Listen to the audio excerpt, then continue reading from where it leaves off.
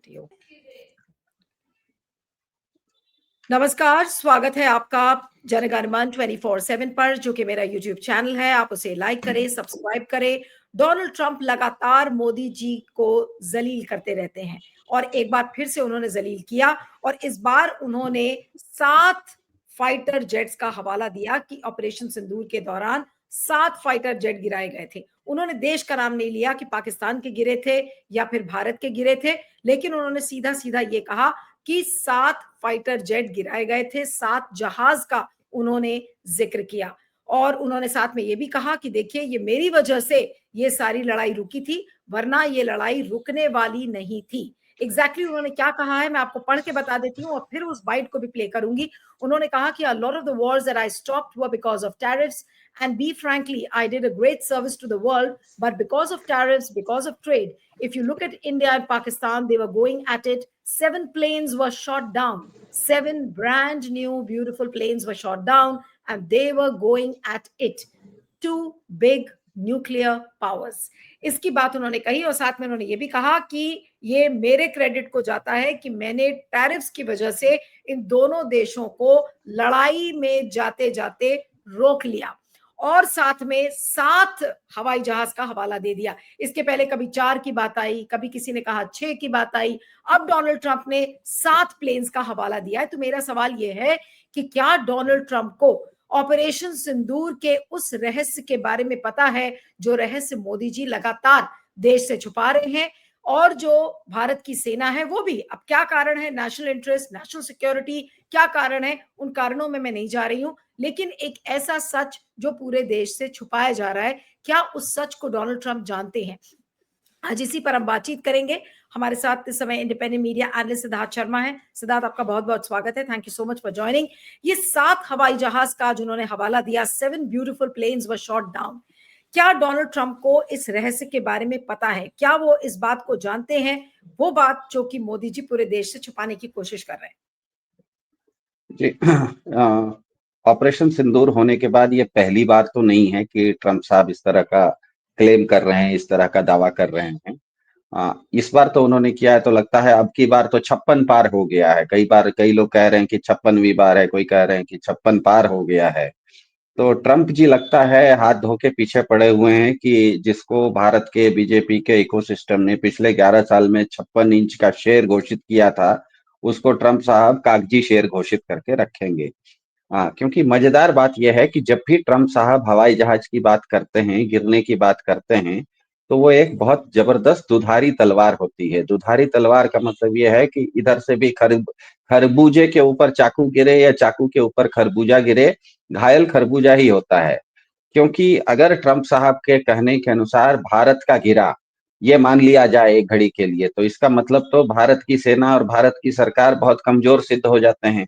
और अगर हम ये मानते हैं कि नहीं, भारत का नहीं गिरा, हमने तो पाकिस्तान का गिराया, क्योंकि काफी सारे ऐसे फोटोग्राफ्स ऑपरेशन सिंदूर के समय आए कि पाकिस्तान के काफी सारे हैंगरों के ऊपर, उसके एयरफील्ड्स के ऊपर हमारे ब्रह्मोस मिसाइल वगैरह गिराए गए, उसके फोटोग्राफ आए। तो अगर ये सिद्ध होता है कि ये जो 7 गिरे ये भारत के नहीं पाकिस्तान के गिरे, तब तो सवाल ये उठता है कि जब पाकिस्तान घुटने पर आ गया था, तो आपने सीज फायर कैसे मान लिया? इसका मतलब अमेरिका क्या सीज फायर अगर मान लिया तो इसका मतलब प्रधान जी कमजोर हो जाते हैं। तो ये एक ऐसी दुधारी तलवार है कि अगर भारत का गिरा ये मानते हैं तो भारत की सरकार कमजोर सिद्ध होती है। अगर पाकिस्तान का गिरा मानते हैं तो जब गिर गया तो उसका सीज फायर आप ट्रंप के कहने पर मान लिए, इसका मतलब भारत के प्रधान जी कमजोर सिद्ध हो जाते हैं। सबसे मजेदार बात यह है कि ट्रंप साहब जब पिछले 1 साल करीब 8-10 महीने से जब से राष्ट्रपति बने हैं, तो वो भी क्लेम करते हैं कि मैं बहुत सारे युद्धों को मैंने रुकवाया है। वो क्लेम तो बहुत सारे युद्धों का करते हैं, लेकिन बार बार सिर्फ नाम भारत और पाकिस्तान का ही क्यों लेते हैं? वो कंबोडिया का नाम क्यों नहीं लेते? वो ये क्यों नहीं कहते कि मैंने इजराइल और ईरान का युद्ध रुकवा दिया था? नाम लेते समय वो भारत और पाकिस्तान का ही नाम क्यों लेते हैं? और जब भारत और पाकिस्तान का नाम लेते हैं, उसमें भी मोदी जी का नाम याद से लेते हैं, लेकिन पाकिस्तान की ओर से प्रधानमंत्री का न तो आसिम मुनीर का नाम लेते हैं, न तो शहबाज हुसैन का नाम लेते हैं। उधर से तो बोल देते हैं कि पाकिस्तान के प्राइम मिनिस्टर और पाकिस्तान के फील्ड मार्शल। इधर जब नाम लेते हैं तो याद से मोदी जी को, मोदी जी को याद से नाम लेते हैं। इसका मतलब यह है कि ट्रंप साहब कोई ना कोई संदेश देना चाह रहे हैं भारत के प्रधान जी को कि आप मुझसे अब कन्नी नहीं काट सकते हैं। आपको मुझसे या तो मिलना पड़ेगा या तो मुझसे आपको टकराव करना पड़ेगा। आप साइड में कन्नी काटते हुए आप नहीं जा सकते, क्योंकि ये बिल्कुल स्पष्ट है कि जिस दिन पहली बार 10 मई को ट्रंप साहब ने सीज फायर की घोषणा की और उसके कुछ घंटे के बाद, कुछ घंटे के बाद क्या, 1.5 घंटे के बाद भारत ने वो सीज फायर मान लिया। उसी दिन से पूरे भारत में बच्चा बच्चा जान गया कि ट्रंप साहब का कुछ न कुछ ताकत, ट्रंप साहब का कुछ न कुछ प्रभाव भारत के प्रधानमंत्री के ऊपर चलता है। ये बिल्कुल अब स्पष्ट हो गया। लेकिन आज तक भारत के प्रधानमंत्री ने ट्रंप साहब को खुल के इसका जवाब तो नहीं दिया कि आपने तो भारत पाकिस्तान का युद्ध आपने नहीं रोका था। खुल के तो उन्होंने कभी उनके सामने नहीं बोला। उनका जन्मदिन का ट्वीट भी होता है तो ट्वीट तो कर देते हैं, लेकिन ये नहीं बोलते कि आप झूठ बोलना बंद कीजिए। दूसरी बात ये कि जहां जहां ट्रंप साहब जाते हैं, भारत के प्रधान जी वहां वहां जाने से बचते हैं।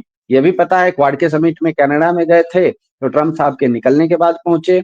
हमको पता है एससीओ का समिट हुआ था, उसमें भी बचे। अभी हाल फिलहाल में कल परसों आसियान का समिट हुआ था मलेशिया में, ट्रंप साहब 7 समुंदर दूर से आ गए, लेकिन भारत के प्रधान जी 2.5 घंटा दूर, चेन्नई से 2.5 घंटे में आप मलेशिया पहुंच जाते हैं। भारत नहीं किया। इसका मतलब ही यह है कि ट्रंप साहब भारत के प्रधान जी को किसी तरह के भयंकर दबाव में लाए हुए हैं कि मुझे आपके बारे में, आपके अंदर खाने की काफी सारी सूचनाएं हैं, आपको मेरे साथ बैठना पड़ेगा, जो मैं चाह रहा हूं वैसा ट्रेड डील आपको करना पड़ेगा। जब ट्रंप साहब बोलते हैं तो हर बात में वो युद्ध के साथ साथ ट्रेड डील भी बोल देते हैं। उन्होंने ये भी कहा कि भारत पाकिस्तान का युद्ध मैंने रुकवाया था ट्रेड के नाम पर, मतलब व्यापार के नाम पर।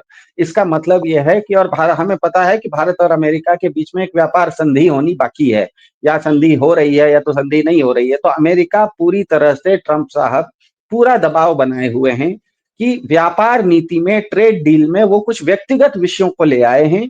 व्यक्तिगत विषयों का हवाला देकर, व्यक्तिगत विषयों का दबाव लाकर, व्यक्तिगत चीजों का, या तो उसको आप ब्लैकमेल कहिए या तो प्रेशर टैक्टिक्स कहिए, व्यक्तिगत चीजों को हथियार बना के वो दो देशों के बीच में ट्रेड डील करवाने वाले हैं। ये उनको भारत के प्रधान जी के खिलाफ कोई ना कोई इस तरह का हथकंडा मिला हुआ है। कुछ लोग कहते हैं कि वो अदानी का हथकंडा है, क्योंकि अदानी के ऊपर अमेरिकी कोर्ट में एक सम्मन बाकी है। कुछ लोग कह रहे हैं कि भारत की सरकार के कुछ लोगों के खिलाफ अमेरिका में एक कोर्ट केस है कि अमेरिका की धरती पर भारत सरकार के कुछ लोग जाके कुछ गलत काम किए, वहां के नागरिकों को हानि पहुंचाने की कोशिश की। तीसरी बात, हाल फिलहाल में ये भी कही जा रही है कि जिस तरह से परसों 3 दिन पहले वॉशिंगटन पोस्ट नाम का एक अखबार है, जो कि ट्रंप साहब वॉशिंगटन में रहते हैं, वॉशिंगटन पोस्ट भी वहीं का है, और वॉशिंगटन पोस्ट के जो मालिक हैं वो अमेजॉन कंपनी के मालिक जेफ बेजोस हैं। हमें पता है ट्रंप साहब भी उद्योगपति हैं। उन्होंने भारत सरकार के अंदर नॉर्थ ब्लॉक, साउथ ब्लॉक में, दिल्ली में जो वित्त मंत्रालय में कोई मीटिंग हुई थी, उसमें किसी एलआईसी को यह कहा गया था कि आप अपना पैसा अदानी में लगाइए क्योंकि अदानी बहुत घाटे में जा रहा है। ये जो भी मीटिंग हुई थी, ये वित्त मंत्रालय की मीटिंग थी, इसमें कोई विदेशी व्यक्ति नहीं था। वो वित्त मंत्रालय की गुप्त मीटिंग थी। उस मीटिंग के डॉक्यूमेंट्स, उस मीटिंग के कटिंग्स, उस मीटिंग में जो सिग्नेचर किया उसको भी वॉशिंगटन पोस्ट ने परसों छाप दिया।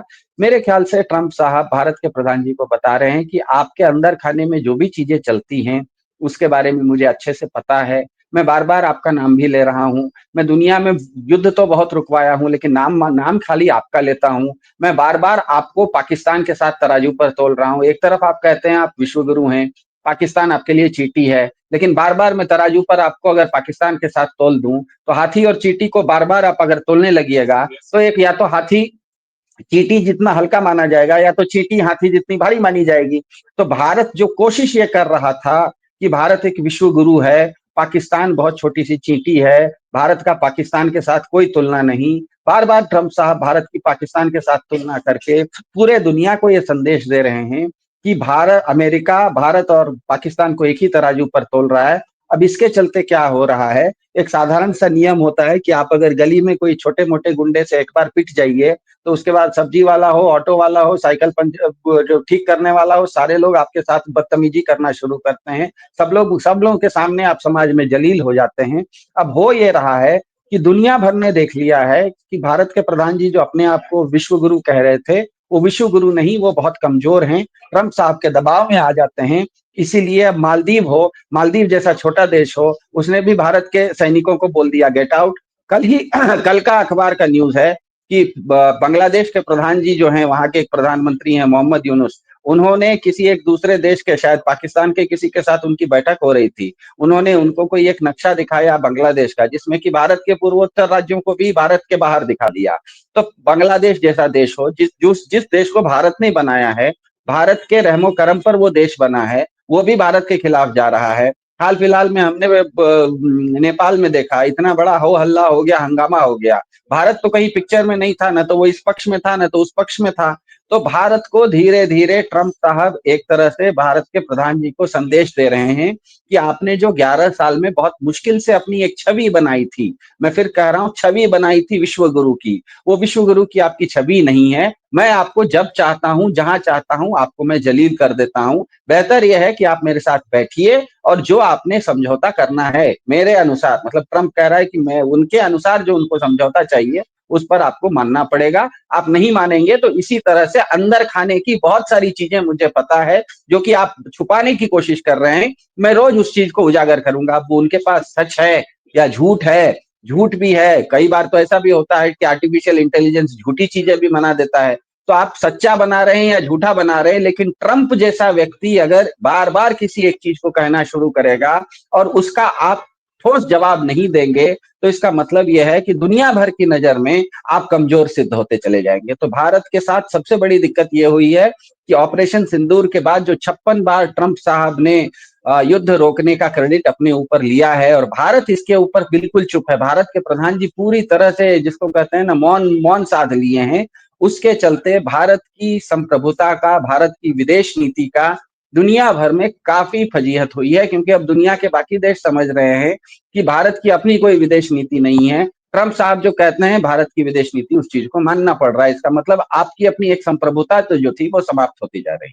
नहीं, लेकिन जो हमारा जो सिक्योरिटी से जुड़ा हुआ इशू है कि ऑपरेशन सिंदूर के दौरान हमारे कितने प्लेन्स गिरे, देश की जनता जानना चाहती है। आर्मी के जो लोग हैं, जो कमांडर्स हैं, एयर चीफ्स हैं, एयर मार्शल्स हैं, उन्होंने कुछ कुछ दबे कुचले स्वर में कुछ कुछ कहा है कि भाई जो भी कॉम्बैट में प्रॉब्लम्स होती हैं वो आई, इनिशियल टीथिंग ट्रबल्स थी, लेकिन हम लोगों ने उसको ओवरकम किया। लेकिन बहुत कुछ उन्होंने बातों बातों में कहा, लेकिन ये बातें बहुत डायरेक्टली नहीं पता चली। सेना के जो लोग हैं वो कहते हैं कि सेना के अंदर बहुत सारी बातें इस समय हो रही हैं, लेकिन किसी को भी असलियत नहीं पता है। क्या वो दिन अब दूर नहीं कि मुझे लग रहा है कि ऑपरेशन सिंदूर की सच्चाई भी डोनाल्ड ट्रंप ही बताएंगे? क्योंकि जब मोदी जी पर अगर वो दबाव डाल रहे हैं, अगर हम ये मानकर चल रहे हैं कि वो दबाव डाल रहे हैं और दबाव में मोदी जी नहीं आ रहे हैं, मोदी जी चू भी नहीं कर रहे हैं, तो फिर डोनाल्ड ट्रंप इसी तरीके से उनके रहस्य खोलते जाएंगे। हाँ, देखिए, मेरे ख्याल से अगर किसी के पास किसी का रहस्य है तो वो रहस्य सिर्फ एक नहीं होता है, अनेक रहस्य हो जाते हैं। तो मेरे पास, मुझे लगता है डोनाल्ड ट्रंप के तर्कश में कई सारे तीर हैं। वो अडानी का भी तीर हो सकता है, वो भारत सरकार के किसी क्या कहते हैं, किसी सरकारी मुलाजिम का, अमेरिका में किसी नागरिक की हानि पहुंचाने का भी तीर में तर्कश हो सकता है, ऑपरेशन सिंदूर का भी तर्कश हो सकता है, किसके कितने हवाई जहाज गिरे हैं उसका भी तर्कश हो सकता है। कई सारे तीरों में तर्कश हैं, वो अलग तो अलग तीर। आप जो कह रहे हैं उससे एक सवाल निकलता है कि कहीं डोनाल्ड ट्रंप मोदी जी को ब्लैकमेल तो नहीं कर रहे हैं? ये भी हो सकता है भाई, दो हेड्स ऑफ स्टेट्स हैं। अब कौन सी ऐसी उनको कोई चीज उनके हाथ लग गई है, तो क्या वो डोनाल्ड ट्रंप मोदी जी को ब्लैकमेल करने की कोशिश कर रहे हैं? आजकल देखिए, किसी को परेशान करने के लिए आपके पास सच होना जरूरी नहीं है। कल ही सुप्रीम कोर्ट ने कहा, ये आजकल बहुत सारे लोगों को ना डिजिटल अरेस्ट कर देता है। कोई एक स्पैम कॉल आपको आता है और वो कहता है कि मैं पुलिस बोल रहा हूँ और आप डिजिटल अरेस्ट हो गए हैं। बेचारा सुप्रीम कोर्ट तक उसको कह रहा है कि लोग परेशान हो रहे हैं। तो आज की तारीख में किसी को परेशान करने के लिए आपके पास सच्चा सच्चा फाइल होके आपको ब्लैकमेल करने की जरूरत नहीं है। आप आर्टिफिशियल इंटेलिजेंस से किसी चीज को तैयार करके ये भी तो कह सकते हैं कि ये दिखा दूंगा तो आप बदनाम हो जाएंगे। तो बदनामी का जो डर है, यहाँ पर डर ये नहीं है कि किसी के बारे में कोई सच्ची या गुप्त बात पता है। कोई गुप्त बात नहीं भी पता है, कोई चीज अगर आर्टिफिशियल इंटेलिजेंस से क्रिएट करके उसको अगर डिजिटली दुनिया में अगर ट्रंप चला दिया, ट्रंप साहब हमें पता है काफी सोशल मीडिया पर एक्टिव रहते हैं। अब और हमें ये भी पता है कि परसों परसों 10 दिन पहले अमेरिका में एक नो किंग्स प्रोटेस्ट हुआ था। आप भी शायद अमेरिका जाके आई थी। लाखों लाखों लोग, कहते हैं लोग 70 लाख लोग वहां पे जमा हुए थे नो किंग्स प्रोटेस्ट में। और ट्रंप साहब ने क्या किया, अपने ट्रूथ सोशल पर, अपने सोशल मीडिया पर अपने आप में को एक ताज पहनवा दिया, हवाई जहाज में बैठ गए और हवाई जहाज से लोगों के ऊपर गंदगी को बम बम के बदले गंदगी गिराते हुए आर्टिफिशियल इंटेलिजेंस का एक क्या कहते हैं पूरा का पूरा एक इमेज चला दिया, मतलब एक मीम चला दिया। समझिए कि जिस आदमी के पास इतनी ताकत है कि वो आर्टिफिशियल इंटेलिजेंस से अपने आप को पायलट भी बना लेता है, अपने आप को हवाई जहाज का क्या कहते हैं राजा भी बना लेता है और गिरवा बम भी गिराना शुरू करता है, वो अगर दूसरे को किसी के बारे में उनके आर्टिफिशियल इंटेलिजेंस से आपकी छवि के विपरीत, ये गाइड फिल्म की स्टोरी जैसी हो गई है। देवानंद था तो बहुत बड़ा क्या कहते हैं छोटा मोटा गुंडा, लेकिन गलती से एक ऐसे जगह पहुंच गया कि लोग उसको साधु मानने लगे। अब साधु मानने लगे तो आपको साधु के तरह वेश करना पड़ेगा। अब आपके साथ मजबूरी है क्योंकि आपकी छवि वैसी बन गई है। अब आप चोरी करते हुए दिख नहीं सकते हैं। अगर सोचिए कि आर्टिफिशियल इंटेलिजेंस से ट्रंप साहब ने किसी के बारे में इस तरह का अपने सोशल मीडिया पर चला दिया, तो कितनी बड़ी फजीहत होगी, कितना बड़ा छवि का नुकसान होगा। तो मैं ये नहीं कह रहा हूं कि ट्रंप साहब के पास आपका कोई सच्चा और कोई गुप्त या कोई गलत चीज होगी, कुछ नहीं भी है तो उनके पास इतनी ताकत है कि आपकी छवि को नस्त नाबूद कर सकते हैं आर्टिफिशियल इंटेलिजेंस से। ऐसे में उनके पास उनके तरकश में सच में भी बहुत सारे तीर हैं। जैसे मैंने कहा अडानी के ऊपर, अडानी का भारत सरकार के साथ जो बहुत निकट का संबंध है, ये सबको पता है। भारत सरकार के प्रधान जी जहां जहां जाते हैं वहां वहां अडानी को कोई ना कोई क्या कहते हैं ठेका मिल जाता है। कभी केनिया में मिलता है, कभी बांग्लादेश में मिलता है, कभी श्रीलंका में मिलता है, कभी ऑस्ट्रेलिया में मिलता है। उस अडानी को, जिसका कि भारत सरकार के साथ बहुत जबरदस्त संबंध है, उसके खिलाफ अमेरिका में उन्होंने कोर्ट में केस करके रखा है कि तुमने फर्जीवाड़ा किया और तुमको आना है और यहाँ पर केस मतलब अपने आप का बचाव करना है।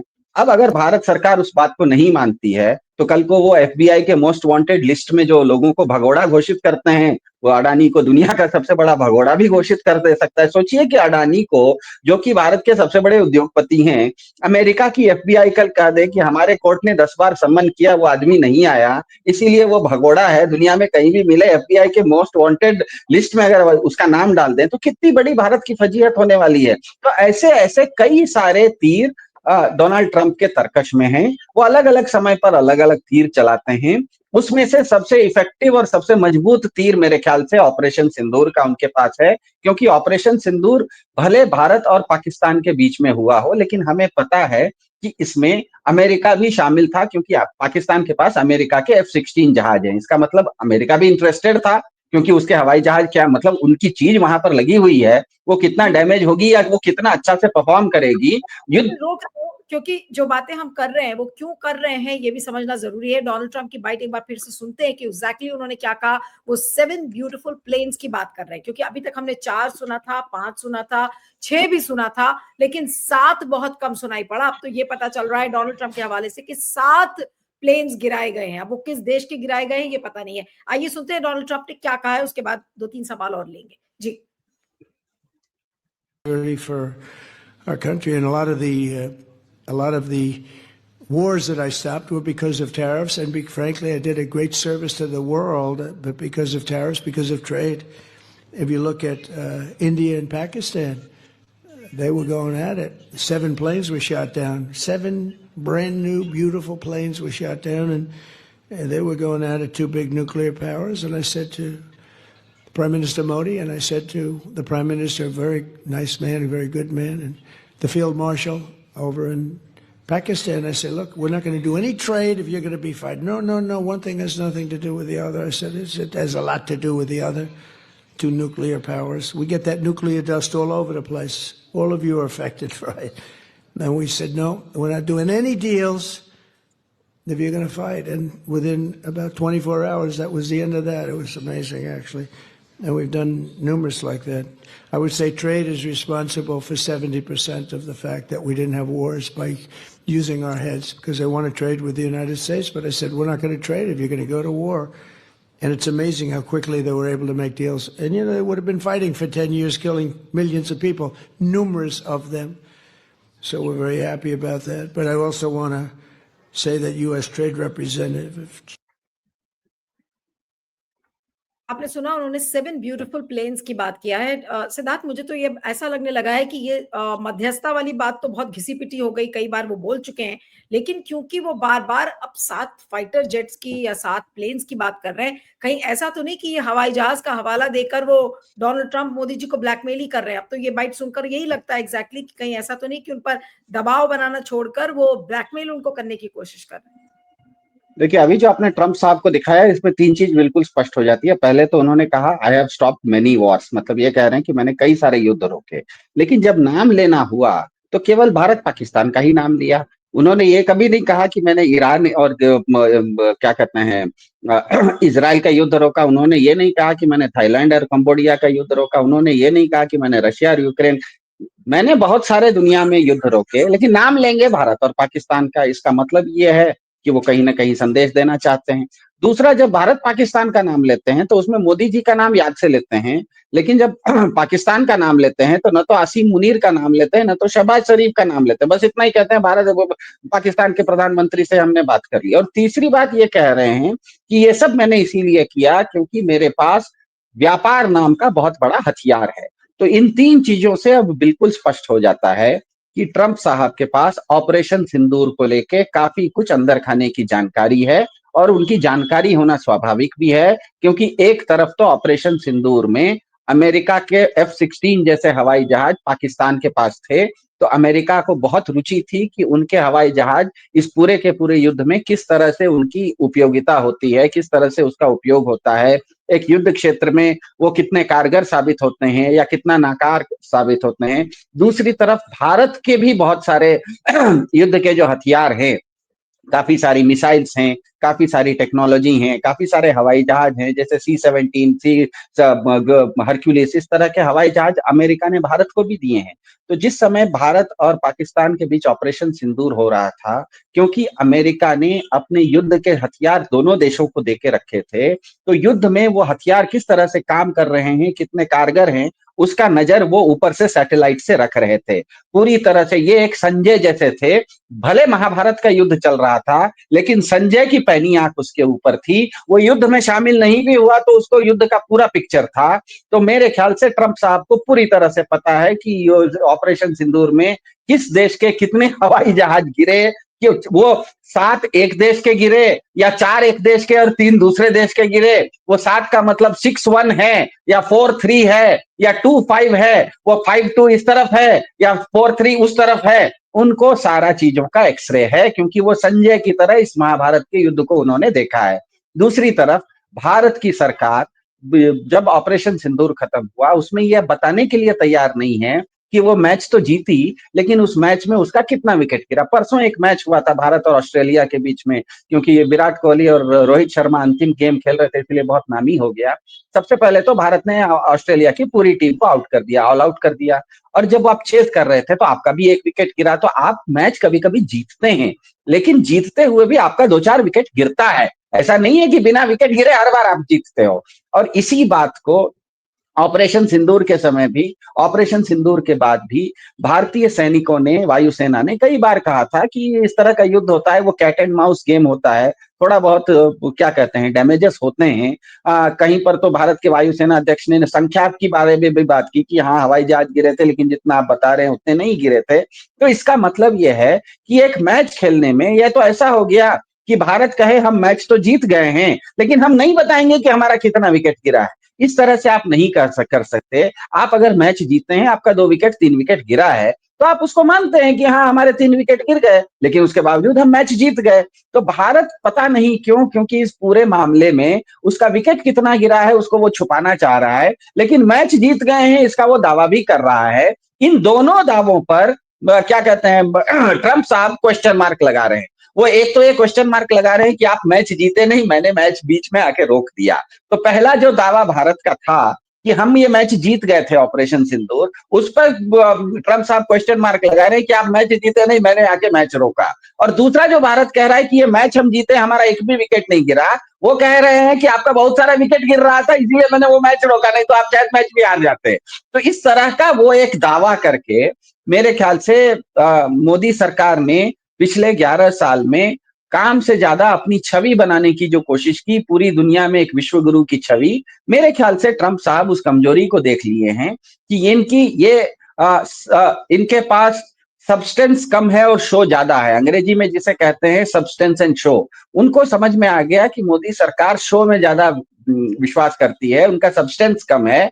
वो अब कह रहे हैं कि तुम्हारा सब्सटेंस असल में क्या है वो मैं अगर उजागर कर दूंगा तो तुम्हारा जो बनाया हुआ छवि है वो पूरी तरह से बिगड़ जाएगी।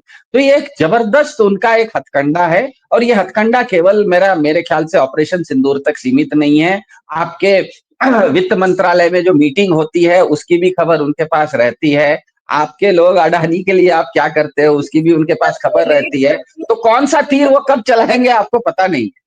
आपने कहा कि एक नहीं कई रहस्य मोदी जी के उनके पास हैं, और इसका मतलब कि मोदी जी का वो पीछा कर रहे हैं। मोदी जी कहाँ कहाँ जा रहे हैं, किससे मिल रहे हैं, एक एक खबर डोनाल्ड ट्रंप को है। इसका मतलब इंग्लिश में जिसे कहता है ना स्टॉकिंग किया जाता है। स्टॉकिंग का मतलब आपका एक छाया बन जाना। तो मेरे ख्याल से ट्रंप साहब हमारे प्रधान जी की एक तरह से छाया बने हुए हैं। 24 घंटे उनके ऊपर नजर है और बार बार वो उनको याद दिला रहे हैं कि देखिए मेरी आपके ऊपर नजर है, आपको मेरे साथ वही करना पड़ेगा जो आपने इससे पहले मान लिया है। 13 फरवरी को भारत के प्रधान जी ने जाके व्हाइट हाउस में एक समझौता कर लिया था ट्रंप साहब के साथ कि अमेरिका से भारत मवेशी का चारा भी लेगा, अमेरिका से भारत बत्तख का मांस भी लेगा, अमेरिका से भारत कच्चा तेल भी लेगा। अब मुझे ये बताइए कि आप चौथी क्लास पास हैं, आपकी डिग्री सच्ची है या झूठी है, जो भी हो, आपने अगर इस तरह का एक किसी कागज पर सिग्नेचर कर दिया, इसका मतलब आपने एक तरह से गली के गुंडे के साथ, एक बहुत बड़े गुंडे के साथ सगाई मान ली है। मुझे ये बताइए कि गुंडे के साथ आप एक बार सगाई मान लेंगे, उसके बाद शादी करने से भागेंगे तो गुंडा छोड़ेगा क्या आपको? क्योंकि सगाई तो आपने की है, आप सगाई करके शादी से नहीं भाग सकते। वो गुंडा आपको यही याद दिला रहा है कि आप सगाई करके गए हो, शादी करने की तारीख 31 दिसंबर से पहले शादी करेंगे ये आपने मान लिया है। उस कागज में ये भी लिखा हुआ है कि 31 दिसंबर से पहले ट्रेड डील होनी है। तो इसीलिए मेरे ख्याल से जिस तरह से डोनाल्ड ट्रंप ने ये कहा, अभी भी आपने रशस दिखाया उसमें उन्होंने यही कहा कि मैंने दुनिया भर में जो भी काम किया है उसमें 70% व्यापार मेरा सबसे बड़ा हथियार रहा है। वो खुल के बोल रहे हैं, वो कुछ झूठ नहीं बोल रहे। अब देखिए डोनाल्ड ट्रंप कुछ भी झूठ नहीं बोलते, उनके पास जो है वो सच बोल रहे हैं कि मेरे पास व्यापार नाम का इतना बड़ा हथियार है कि उस हथियार से मैं सबको सीधा कर देता हूं। भारत को भी इसी हथियार से मैं सीधा करूंगा। और मेरे ख्याल से भारत ने गलती ये हुई है कि आपने 13 फरवरी को पूरी तरह से सोचे समझे बगैर, उन्होंने एक आपको वहां पर आप व्हाइट हाउस में गए, आपको रेड कारपेट वेलकम कर दिया, आपको बहुत अच्छा 7 कोर्स डिनर खिला दिया, आपको मान सम्मान बहुत दे दिया और एक कागज दे दिया उस पर सिग्नेचर करो। आपने उस कागज को पढ़ा नहीं, हस्ताक्षर कर दिया। अब वो हस्ताक्षर करने के बाद वो कह रहा है कि ये तो सगाई आपके मेरे साथ हो गई, अब शादी से कैसे भागोगे? तो अब मेरे ख्याल से हालत ये हो गई है कि ये गली का गुंडा अगर एक बार मेरे साथ बदतमीजी कर दे, मुझे पीट देना, तो उसके बाद छोटा मोटा सब्जी वाला भी जो है, ऑटो वाला भी जो है, वो भी देखेगा कि ये तो बहुत कमजोर है, कोई भी आके मुझको बजा के चला जाएगा। तो ये सिर्फ ट्रंप साहब नहीं बजा रहे हैं। दुख की बात यह है कि अब तो बांग्लादेश भी आपको बजा रहा है, अब तो मालदीव्स भी आपको बजा रहा है, क्योंकि वो देख रहा है कि ट्रंप साहब इनको बजा रहे हैं कि ये कुछ नहीं कर रहे हैं, तो हम भी बजा के चले जाते हैं। तो एक बार आप बच गए तो समझिए कि कोई भी आके बजा के चला जाए। चलिए इस चर्चा को यहाँ खत्म करते हैं। आपका बहुत बहुत शुक्रिया। Thank you so much for joining.